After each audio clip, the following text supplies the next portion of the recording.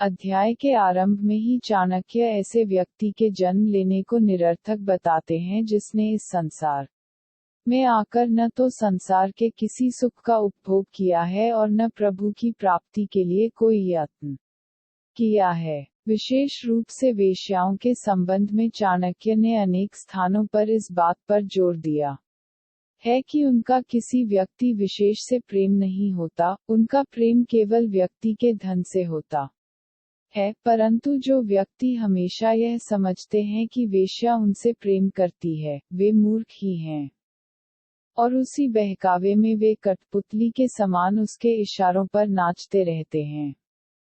मनुष्य के स्वभाव के संबंध में आचार्य का कहना है कि अधिकांश व्यक्ति धन, संपत्ति और सांसारिक सुख प्राप्त करने के बाद अभिमान करने लगते हैं।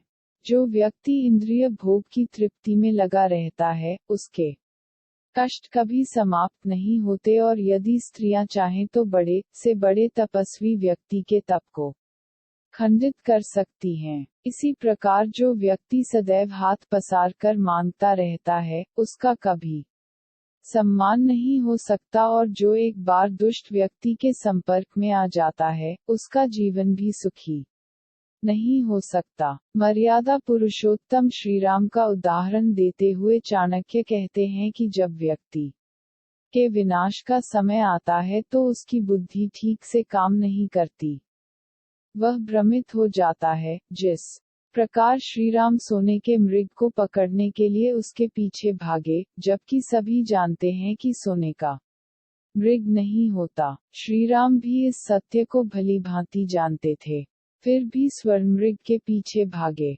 मनुष्य की श्रेष्ठता किसी ऊंचे पद पर बैठने के कारण नहीं होती, वरन उसके गुणों के कारण होती है। यदि व्यक्ति में कोई गुण नहीं है, तो अत्यंत धनी होने पर भी उसका सम्मान नहीं होता।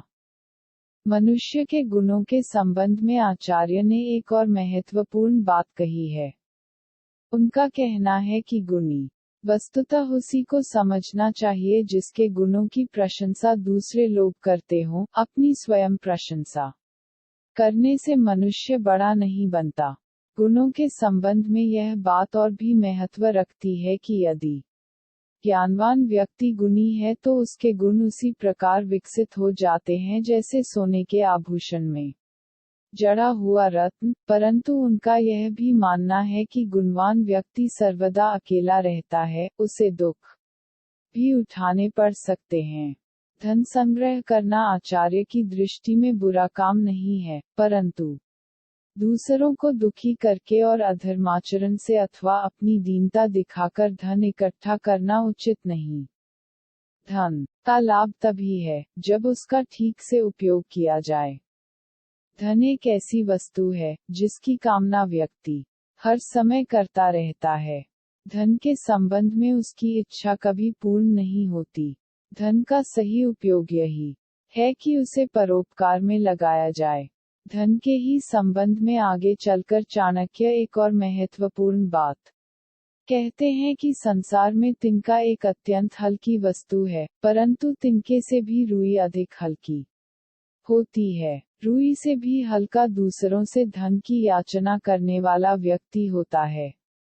वायु तिनके और रुई को उड़ाकर ले जाती है, परंतु याचक को क्यों नहीं उड़ाती? इसका कारण संभवतः यह है कि वायु को डर लगता है कि याचक उससे कुछ मांग न बैठे। इस प्रकार उन्होंने याचक को सबसे अधिक अपमानित व्यक्ति माना है। कुछ लोग हर समय हर स्थान पर अपने दरिद्र होने का प्रमाण देते रहते हैं।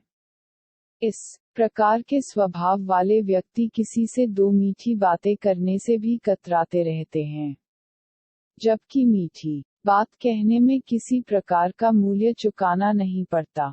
इस संसार में मनुष्य को अनेक कटु अनुभव होते हैं। प्रिय वचन और सज्जनों की संगति ही दो ऐसी बातें हैं जिससे इस जीवन में कुछ शांति प्राप्त हो सकती है। आचार्य चाणक्य का कहना है कि विद्या मनुष्य के कंठ में रहनी चाहिए।